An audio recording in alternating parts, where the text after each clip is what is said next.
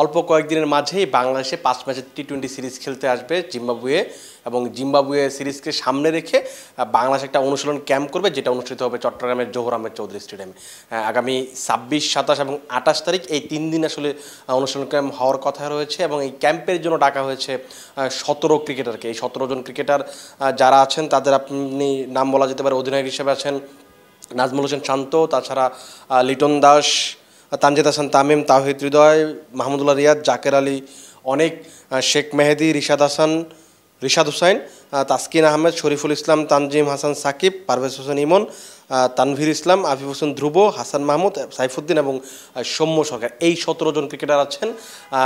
এই যে প্রস্তুতির ক্যাম্পটা শুরু হচ্ছে বা অনুশীলন ক্যাম্পটা শুরু হচ্ছে সেই ক্যাম্পের দলে এই ক্যাম্পে কিন্তু রাখা হয়নি সাকিব আল হাসান এবং মুস্তাফিজুর রহমানকে। এই দুজনের নিয়ে আলোচনা করব। তার আগে আমরা একটু আলোচনা করতে চাই যে এই ক্যাম্পের দলটা কি আসলে বিশ্বকাপের দল, যেহেতু জিম্বাবুয়ে সিরিজের পর বাংলাদেশ যুক্তরাষ্ট্রে খেলতে যাবে, সেখান থেকে আর দেশে ফেরা হবে না এবং যুক্তরাষ্ট্রে যে সিরিজটা হবে সেই সিরিজটার পরই বাংলাদেশ বিশ্বকাপ খেলতে নেমে যাবে। সো এই যেহেতু সামনে আর মাত্র ৮টা ম্যাচ বাকি রয়েছে এবং ওয়ার্ল্ড কাপে যে দলটা ঘোষণা করতে হবে সেটার সবশেষ ডেটটা হচ্ছে ৭ বা ৮ মে। অর্থাৎ আপনার যখন জিম্বাবুয়ে সিরিজটা শুরু হয়ে যাবে, 2টো বা 3টা ম্যাচ শেষ হয়ে যাবে, তারপরে কিন্তু বাংলাদেশ তখনই আসলে কিন্তু এই বিশ্বকাপ দল ঘোষণার সময়টা শেষ হয়ে যাবে। অর্থাৎ আপনি জিম্বাবুয়ে সিরিজের যে ধরনের দলটা নিয়ে খেলবেন বা যে দলটা নিয়ে খেলবেন সেটাই আসলে বিশ্বকাপের দল কিনা। এখন এখানে একটা প্রশ্ন আপনি করতেই পারেন। আজকে গাজী আশরাফ হোসেন লিপু কথা বলেছেন সংবাদ মাধ্যমের সাথে বা গণমাধ্যমের সঙ্গে। তিনি একটা জিনিস জানিয়েছেন যে এটা আসলে বলা চলে ওই ধরনের একটা দল, কিন্তু এটা আসলে এখনও একটা অফিসিয়াল দল না। তারা অফিসিয়াল একটা দল ঘোষণা করবে। এই ক্যাম্প থেকে 14 বা 15 জনের একটা দল দেওয়া হবে জিম্বাবুয়ে সিরিজের জন্য এবং বাকি যারা থাকবেন তাদেরকে ব্যাকআপ হিসাবে বিবেচনা করা হবে। এখন এইখানে 17 জন ক্রিকেটার আছেন এবং আপনি যদি বাইরে আরও 2 জন ক্রিকেটার আছেন, মুস্তাফিজুর রহমান এবং সাকিব আল হাসান, 2 জন যদি আমরা যোগ করি এই ক্যাম্পে, যেহেতু ক্যাম্পে তারা থাকবেন না কারণ সাকিব আল হাসান ডিপিএল খেলেছেন ঈদের আগে, রমজানের সময় ডিপিএল খেলেছেন, তারপরে শ্রীলঙ্কার বিপক্ষে শেষ টেস্ট খেলেছিলেন, তারপরে তিনি যুক্তরাষ্ট্রের পরিবারের সঙ্গে ঈদ কাটাতে গিয়েছিলেন। আমরা যতটুকু জানি তিনি খুব সম্ভবত এই মাসের শেষ দিকে বাংলাদেশে পা রাখবেন এবং এসে শেখ জামাল ধানমন্ডি ক্লাবের হয়ে সুপার লিগ খেলবেন। এই সুপার লিগ খেলার কারণে কিন্তু তিনি বাংলাদেশের প্রথম 2 থেকে 3টা টি-20তে তিনি খেলতে পারবেন না। অর্থাৎ বিসিবির পক্ষ থেকে যে ব্যাপারটা জানানো হয়েছে যে তিনি যেহেতু বেশ কয়েকদিন ধরে খেলার বাইরে নেই এবং যুক্তরাষ্ট্রের থেকে তিনি জার্নি করে এসেছেন, বা বিসিবি সবাই চাচ্ছে যে তার ফিটনেসটা, বা যেহেতু বাংলাদেশ এখন একটা গরম চলছে, অনেক বেশি গরম চলছে, এই ডিপিএল খেলে তার ফিটনেসটা আসলে পরীক্ষা করে নিতে দেখতে চাইছে বা নিজেকে আসলে প্রস্তুত করতে চাইছেন সাকিব আল হাসান। কিন্তু আপনি জাতীয় দলের খেলা বাদ দিয়ে ডিপিএল খেলাটা যখন আপনি খেলবেন তখন কিন্তু একটা প্রশ্ন উঠবে, যেটা আসলে মুস্তাফিজুর রহমানের ক্ষেত্রে উঠে, সাকিব আল হাসানের ক্ষেত্রে আর আগে অনেকবার উঠেছে আইপিএল খেলা নিয়ে। যেহেতু আইপিএল আর ডিপিএল আসলে এক না, কিন্তু তারপর আসলে জাতীয় দলের খেলা বাদ দিয়ে আপনি শেখ জামাল ধানমন্ডি ক্লাবের হয়ে সুপার লিগে খেলবেন, ডিপিএলে খেলবেন, এটা কিন্তু একটা প্রশ্নবোধক চিহ্ন সবসময় থাকতেই পারে বা থাকাটা উচিতও আমার কাছে বলে মনে হয়।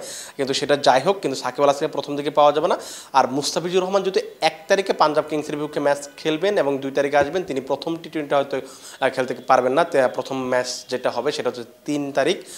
যেহেতু আগের দিন আসবেন, 2 তারিখে আসবেন, 3 তারিখে খেলার সম্ভাবনাটা কম এবং মুস্তাফিজ যখন বাংলাদেশে আসবেন তখন ক্যাম্পটা আসলে ইতিমধ্যেই শেষ হয়ে গেছে। এই জন্য আসলে এই 2 জন ক্যাম্পে নেই। অর্থাৎ আমরা যদি এই 2 জনকে ক্যাম্পে যুক্ত করি, ক্যাম্পে যুক্ত করলে আমাদের হাতে এখন মোট 19 জন ক্রিকেটার, 17 জন ক্যাম্পে ডাক পায় এবং 2 জন এই বাইরের। এই 19 জন ক্রিকেটার মাঝখান থেকে বিশ্বকাপের জন্য দল ঘোষণা করা হবে 15 জনের।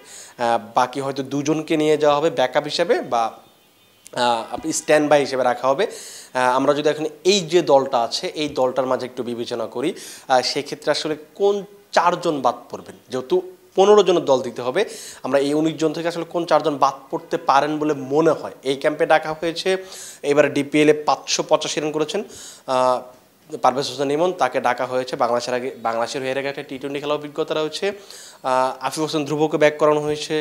তানভীর ইসলাম কুমিল্লা ভিক্টোরিয়ান্সের দারুণ বিপিএল মৌসুম কাটিয়েছেন, বেশ কয়েকটা বছর ধরে নিয়মিত পারফর্ম করছেন। এইবারে কিন্তু ডিপিএলও ভালো ছন্দে আছেন, 11 ম্যাচে হয়তো 19 উইকেট নিয়েছেন।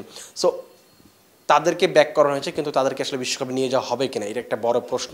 এখন আমরা যদি এই 19 জনের বিবেচনা করি, এই 19 জন থেকে কোন 4 জন, আমার কাছে যে পার্সোনালি যে 4 জনের কথা মনে হয় যে এই 19 জন থেকে হয়তো বাদ পড়তে পারেন আফিফ হোসেন ধ্রুব, তানভীর ইসলাম, হাসান মাহমুদকে বাদ দেওয়ার একটা বড় কারণ হতে পারে, যেটা হচ্ছে যে যেহেতু আপনি ওয়েস্ট ইন্ডিজ বা যুক্তরাষ্ট্রে খেলতে যাবেন, এখানে আবার পেসার আধিক্যতা লাগবে, তবুও আপনি হাসান মাহমুদকে কেন বাদ দিবেন? সেটা একটা যুক্তিটা হচ্ছে যে যেহেতু তাসকিন আহমেদ আছেন, আপনি যদি পেসারদের বিভাগটা কল্পনা করেন, তাসকিন আহমেদ আছেন, তার সঙ্গে আছেন শরীফুল ইসলাম, মুস্তাফিজুর রহমান, তানজিম হাসান সাকিব, এই 4 জন আপনার মেইন পেসার। এবং আজকে গাজী আশরাফ হোসেন লিপু যে কথাটা বলেছেন যে মোহাম্মদ সাইফুদ্দিনের উপর তাদের একটা ইন্টারেস্ট আছে, তারা তাকে আসলে এভাবে নিয়ে যেতে চান বা তার প্রতি যেহেতু একটা পেস বোলিং অলরাউন্ডার অপশন, সেটা হয়তো কাজে দিবে। সাইফুদ্দিন যদি যান সেক্ষেত্রে আপনার কিন্তু হাতে 5 জন পেসার অপশন রয়ে গেছে, এবং সৌম্য সরকার যদি ওপেনার হিসেবে যান তাহলে তো আপনি আলটিমেটলি 6 জন পেস বোলিং অপশন পাচ্ছেন। সেক্ষেত্রে আসলে হাসান মাহমুদের যাওয়ার চান্সটা খুবই কম।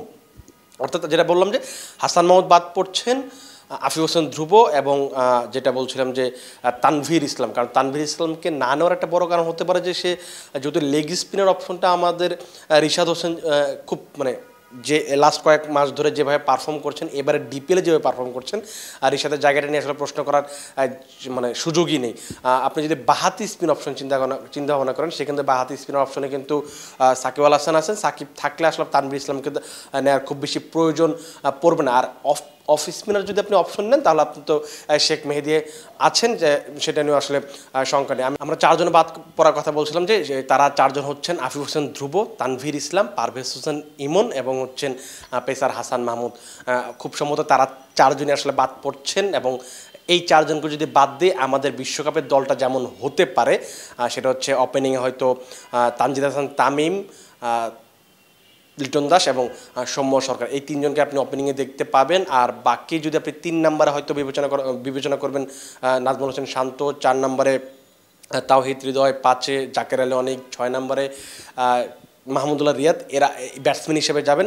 এবং 7-8 যেহেতু সাকিব আল হাসান আছেন, এখানে আপনার একটা অপশন তো অবশ্যই আছে, সাকিবকে আপনি 4-এ খেলাতে পারেন, 5-এ খেলাতে পারেন, যে কোনো জায়গায় খেলাতে পারেন, এইটা হচ্ছে অপশন। আর স্পিনে 3 জন, সাকিব আল হাসান, শেখ মেহেদী এবং রিশাদ হোসেন। আর pace bowling option Mohammad Saifuddin, Taskin Ahmed, Mustafizur Rahman, Tanzim Hasan Sakib এবং হচ্ছেন শরীফুল ইসলাম। এই 15 জন আমার কাছে মনে হয়, এবং এই 15 জনকে মনে হয় যে বিশ্বকাপে নিয়ে যাবে। দেখা যাক কী হয়, এখনও সামনে অনেকটা দিন বাকি আছে, এখনও মিনিমাম 10 থেকে 12 দিন সময় বাকি আছে। বাংলাদেশ বিশ্বকাপ দল ঘোষণা করবে, দেখে নেওয়া যাবে আসলে কতটা মিলে যায় আমাদের সাথে বিসিবির দেওয়া বিশ্বকাপের যে দলটা, সেটা কতটা মিলে যায়, সেটা হয়তো আমরা 2 সপ্তাহ বা 1 সপ্তাহ পরে আসলে জানতে পারবো।